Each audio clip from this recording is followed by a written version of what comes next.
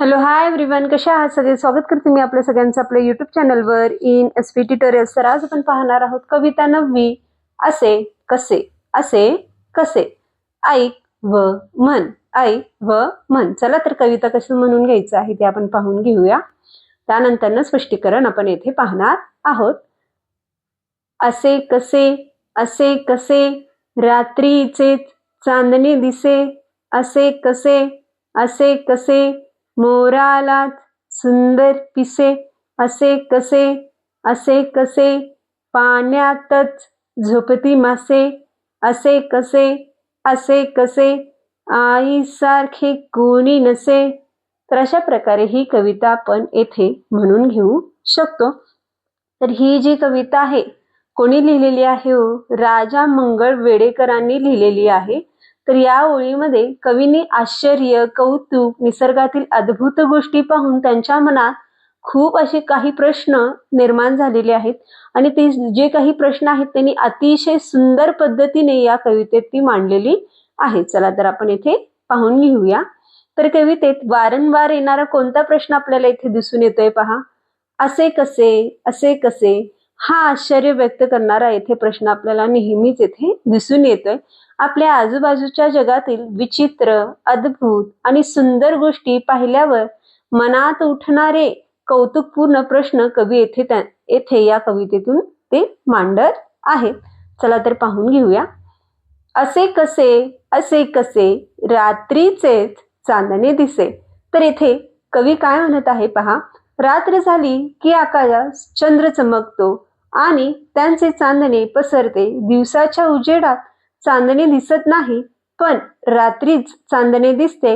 हेच कवीला आश्चर्यकारक वाटते. चांदणे फक्त रात्रीच का दिसते? असे कसे का घडते? असा प्रश्न येथे कवीला पडतोय. त्यानंतर पुढे काय झालेलं आहे पहा. असे कसे मोरालाच सुंदर पिसे. तर इथे पुन्हा कवीला प्रश्न पडलेला आहे. तर कवी काय म्हणत आहे पहा. सर्व पक्ष्यांमध्ये मोराचेच पिसे सर्वात सुंदर, रंगीत आणि आकर्षक असतात. एकाच पक्षाला एवढे सुंदर पिसेच का आहेत? निसर्गाने मोरालाच असे सगळे अलंकारिक शोभा का दिलेली आहे? याच कवीला येथे काय वाटत आहे? आश्चर्य वाटत आहे. तो येथे त्याचे प्रश्न व्यक्त करतोय. असे कसे मोराला सुंदर पिसे का आहेत? असं येथे आपला प्रश्न येथे कवी व्यक्त करत आहे. तर पुढे गेल्यानंतर पुन्हा प्रश्न विचारतात पहा कवी.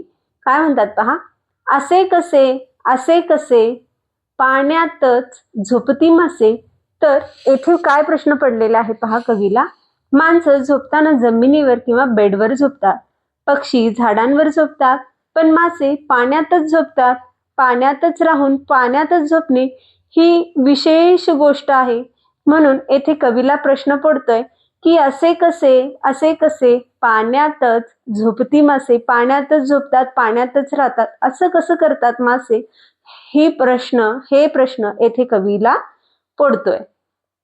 त्यानंतर काय झालेलं आहे पहा. असे कसे आईसारखे कोणी नसे. तर इथे कवीला आश्चर्यकारक प्रश्न पडलेला आहे. काय म्हणतोय पहा तो. पृथ्वीवर प्रत्येकांसाठी सर्वात प्रेमळ, सर्वात काळजी घेणारी निस्वार्थ व्यक्ती म्हणजे कोण असते हो? आई असते. आईसारखं प्रेमळ, ममता, जिव्हाळा दुसऱ्या कोणाकडेही नसतो. म्हणून कवीला वाटते की आईसारखं कोणीच नाही. हे किती विलक्षण आहे. असे कसे आईसारखे कोणी नसे. असे भरपूर प्रश्न येथे कवीला या कवितेत पडलेले आहे. तर अशा प्रकारे ही कविता आपण येथे स्पष्ट करू शकतो. तर खाली आपल्याला ऐक व म्हण असं म्हटलेलं आहे. चला तर पाहून घेऊया. कसे दिसे, कसे पिसे, कसे मासे, कसे नसे. तर हे सगळे काय आहेत? यमक जुळणारे शब्द आहेत. याला काय म्हणतात? यमक जुळणारे शब्द म्हणतात. जसं इंग्लिशमध्ये रायमिंग वर्ड जसा असतो तसेच मराठीमध्ये याला यमक जुळणारे शब्द असे म्हणतात. तर सूचना देण्यात आलेली आहे पहा. विद्यार्थ्यांनी कविता ऐकावी. विद्यार्थ्यांकडून वरील कविता तालासुरात व साभिनव सादर करून घ्यावी. यमक जुळणारे शब्द ओळखण्यास सांगावेत व म्हणून घ्यावे.